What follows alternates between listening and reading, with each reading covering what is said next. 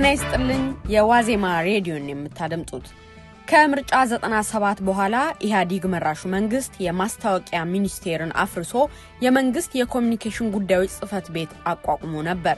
የጠቅላይ ሚኒስትር አብይ አህመድ አስተዳደር ደግሞ በስሩ የፕሬስ ሴክሬታሪያት የሚባል መዋቅር ሰርቶ ከህዝብና ከዓለም ለመገናኘት ሙከራ አድርጓል። ሁሉም ሙከራዎች የተሳኩ ናቸው ለማለት አያስደፍርም። አሁን ከሰሞኑ በተቋቋመው አዲስ ካቢኔ የመንግስት ኮሙኒኬሽን አገልግሎት የሚባል አዲስ መዋቅር ፈጥሯል። አዲስ ባለስልጣናትንም ሾሟል። ብስራት ከፈለኝ ዝርዝር አለው። በምርጫ ክርክሩ ከኢህአዴግ በኩል ጎልተው የወጡት አቶ በረከት ስምዖንም ሆኑ ተቋማቸው ከምርጫው በኋላ ጥሩ ስም አላገኙም። በአነጋጋሪው ምርጫ 97 ማግስት የማስታወቂያ ሚኒስቴር ይበቃሃል ተብሎ ከተቋምነት ተሸኘ። ከባህል ዘርፍ ጋር ሆኖ የባህልና ማስታወቂያ ሚኒስቴር ተብሎ ሲጠራ የነበረው ኋላ ላይ ራሱን የቻለው ማስታወቂያ ሚኒስቴር በመንግስት ከዚህ በኋላ አፍ አትሆነኝም ተባለ። የመንግስት ኮሙኒኬሽን ጉዳዮች ጽህፈት ቤት የማስታወቂያ ሚኒስቴርን ቦታ ተካ። ይሁንና የመንግስትን መልካም ምስል ለመገንባት የተፍጨረጨረው ጽህፈት ቤቱ ከመረጃ ፍሰቱ ይልቅ በመረጃ ቁጥጥሩ ተተቸ። መረጃን ወደ ማዕከል ሰብስቦ ወቅታዊ መግለጫዎችን በመስጠቱ ቢደነቅም የመረጃ አፈና ለማካሄድ ያለመ ስራ ይሰራል ተባለ። የ2010 ለውጥ እንደ 97ቱ የፖለቲካ ንቅናቄ ሁሉ የመንግስት አፍ የነበረውን መስሪያ ቤት ዕድሜ የገታ ነበር። የጽህፈት ቤቱ መዋቅርና ይሰጥ የነበረው አገልግሎት በለውጡ መንግስት ብዙም አልተወደደም። መንግስት መስሪያ ቤቱን በሌላ መሰል ተቋም ሳይተካ በጠቅላይ ሚኒስቴር ጽህፈት ቤት ውስጥ የፕሬስ ሴክሬታሪያት አደራጀ። ከ2010 መገባደጃ እስከ 2014 መግቢያ መንግስት ይፋዊ የኮሙኒኬሽን መስሪያ ቤት ሳይኖረው አሳለፈ። የ3 ዓመት ከመንፈቁ ጊዜ ግን ብዙ የመረጃ ውዥንብር የታየበት፣ ጠቅላይ ሚኒስትሩና የፌዴራል መንግስቱ አነስተኛ ጋዜጣዊ መግለጫዎችን የሰጡበት ነበር። የመስሪያ ቤቱ ክፍተት በብዙ አጋጣሚዎች ወለል ብሎ ታየ። ይሄንን መንግስትም በመረጃ ግምገማው የተቀበለው ነው። መስከረም 24 2014 መንግስት ሲመሰረት የኢፌድሪ መንግስት 22 ሚኒስቴር መስሪያ ቤቶችን አቋቋመ። የፌዴራል መንግስት የሥራ አስፈጻሚ ተቋማትን ለመደንገግ የወጣው አዋጅ ስለ ሚኒስቴሮች መቋቋም ስልጣንና ተግባራት እንዲሁም የሚኒስትሮች ተጠሪነትን በሚደነግገው ክፍል ውስጥ ከሚኒስቴሮቹ በተጨማሪ የመንግስት ኮሙኒኬሽን አገልግሎት የተባለ ተቋም ራሱን የቻለ የፌዴራል መንግስት አስፈጻሚ ሆኖ በአዋጁ ተቋቁሟል አለ። የዚህ ተቋም ተጠሪነትም ለጠቅላይ ሚኒስትሩ እንደሆነ ተቀመጠ። ይህ አዲስ ተቋም አዲስ ሚኒስትርም ተሹሞለታል። በአማራ ብሔራዊ ክልላዊ መንግስት የኦሮሞ ብሔረሰብ አስተዳደርን በኃላፊነት የመሩት የአማራ ክልል ርዕሰ መስተዳደር የህዝብ ግንኙነትና የፐብሊሲቲ አማካሪ ሆነው የሰሩትን በመለስ ዜናዊ አመራር አካዳሚ በተለያየ ኃላፊነት ያገለገሉትን ዶክተር ንጉሴ ቱሉን ተቋሙ የመሪነት ኃላፊነት ሰጥቷቸዋል። በኢትዮጵያ ቴሌቪዥንና በፋና ብሮድካስቲንግ ኮርፖሬት ጋዜጠኝነቷ የምትታወቀው ሰላማዊት ካሳም አገልግሎቱን በሚኒስትር ዴታነት ትመራለች። አገልግሎቱ ጥቅምት 2014 ዓ.ም የመጀመሪያ ጋዜጣዊ መግለጫውንም ሰጥቷል። ዋዜማ የመንግስት ኮሙኒኬሽን አገልግሎት ሚኒስትሩን ዶክተር ንጉሴ ቱሉን በአዲሱ ተቋም ዙሪያ ጥያቄዎችን ጠይቃለች። የመንግስት ኮሙኒኬሽን አገልግሎት አሁን እንዲቋቋም ለምን ተፈለገ? የመጀመሪያው ጥያቄ ነው። ይህን የመንግስት ኮሙኒኬሽን ስራን አጠቃላይ መንግስት የሚያከናውናቸውን ተግባሮች፣ ፖሊሲዎቹን፣ እይታዎቹን፣ አፈጻጸሞቹን ወደ ህብረተሰቡ ዲስሚኔት የማድረግ እንደዚሁም ደግሞ አጀንዳዎችን ሴት በማድረግ እና የተግባቦት ስራዎቹን ይሰሩ የነበሩት በአዶክ በተቋቋሙ ኮሚቴዎች እና እንደዚሁም ደግሞ በጠቅላይ ሚኒስትሩ ጽህፈት ቤት በተፈጠሩ የፕሬስ ሴክሬታሪያት አማካኝነት ነበር።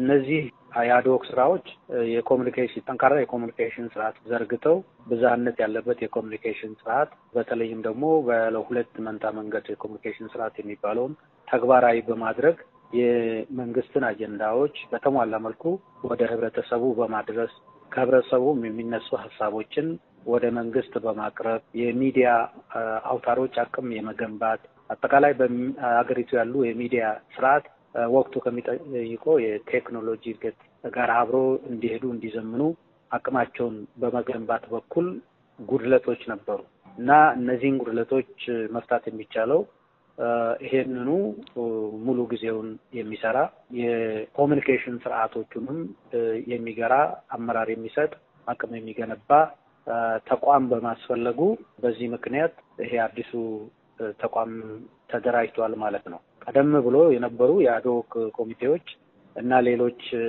የሴክሬታሪያት ጽሕፈት ቤቶች እነዚህ በጣም በርካታ ስራዎችን አከናውኗል። በጣም ብዙ የሚባሉ ችግሮችንም ፈቷል።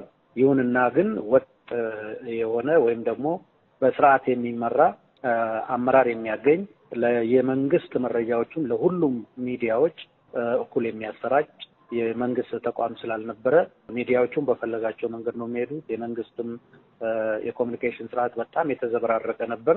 ይሄ በህብረተሰብ ዘንድ ብዥታዎችን በመፍጠሩ አዲሱ ተቋም እንደገና እንዲደራጅ ተፈልጓል ማለት ነው። ለመሆኑ መስሪያ ቤቱ አገልግሎት የሚለውን መጠሪያ ለምን መረጠ?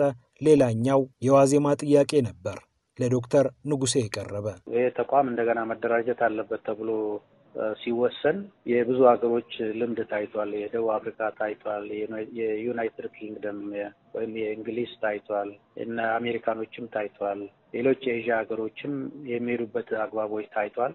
በአብዛኛው ኮመን የሆነው የመንግስት ኮሙኒኬሽን አገልግሎት የሚል ነው አደረጃጀቱ የሚያመለክተው። አሁን አገልግሎት ኢንሴንስ ምንድነው? የመንግስት ኮሙኒኬሽን በዋነኛነት አገልግሎት ነው የሚያቀርበው። የመንግስት አጀንዳዎችን ለህብረተሰቡ ያሳውቃል፣ ፖሊሲዎችን ያሳውቃል፣ ከህብረተሰቡም የሚነሱ ሀሳቦችን ለመንግስት ያሳውቃል። ስለዚህ ለመንግስትም አገልግሎት ይሰጣል፣ ለህብረተሰቡም አገልግሎት ይሰጣል። በመንግስት አፈጻጸሞች ዙሪያ ለህብረተሰቡ መረጃ ይሰጣል። ለሚዲያ አውታሮች የመንግስትን አጀንዳዎች የተመለከቱ ኢቨንቶችን የተመለከቱ ዘመቻዎችን የተመለከቱ በእነዚህ ዙሪያ ተፈላጊውን መረጃ ይሰጣል። ይሄ ተቋም ራሱን ችሎ የተደራጀ ተቋም ነው።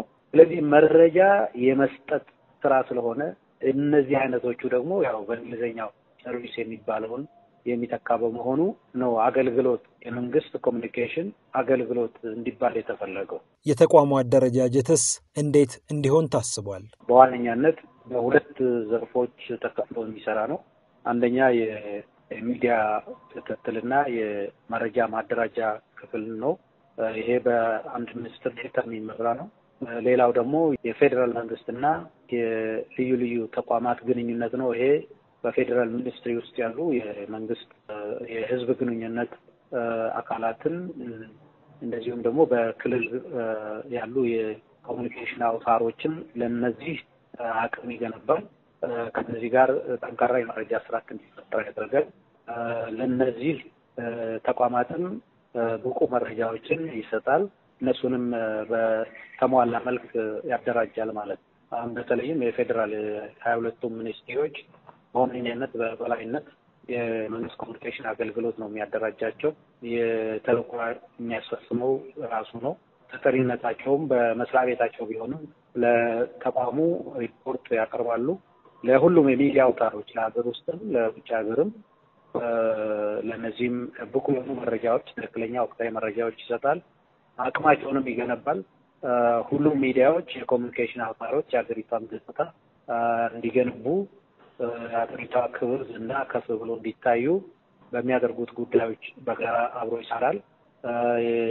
የተግባቦት ስራዎችን በማጠናከር ብሔራዊ መግባባት በሀገሪቱ እንዲፈጠር ይሰራል። ስለዚህ በእነዚህ አይነት አደረጃጀቶች ነው ተግባራ የሚያደርገው ራሱን የቻለ ተቋም ነው ማለት ነው። የመንግስት ኮሙኒኬሽን አገልግሎት በብቁ ባለሙያዎች እየተደራጀ ያለና የመንግስትን የኮሙኒኬሽን ክፍተቶች የሚሞላ መሆኑንም ዶክተር ንጉሴ በልበ ሙሉነት ይናገራሉ። ከመንግስት ተቋማት ጋር ምን ያህል መረጃ ትለዋወጣላችሁ? በመጀመሪያው መግለጫችሁ የኢፌድሪ አየር ኃይል በመቀሌ ወስጄዋለሁ ያለውን እርምጃ በተመለከተ መንግስት በሰዓታት ልዩነት የተለያየ መረጃ ሰጥቷል የሚል ትችት ቀርቦባችኋል። በእርግጥ የመረጃ ክፍተት አለ ወይ በሚል ከዋዜማ ለቀረበላቸው ጥያቄ ሚኒስትሩ ሲናገሩ የተፈጠረ የመረጃ ክፍተት ኖሮ ሳይሆን በእኛ በኩል ያልነው መንግስት መቀሌን ደበደበ የሚለው ጥቅልና አደገኛ ድምዳሜ መሆኑ ይታወቅ የሚል ነው ብለዋል። ተቋማቸው የተቋቋመበት ዋና ዓላማም መሰል የመረጃ ክፍተቶችን መሙላት መሆኑንም አስረድተዋል።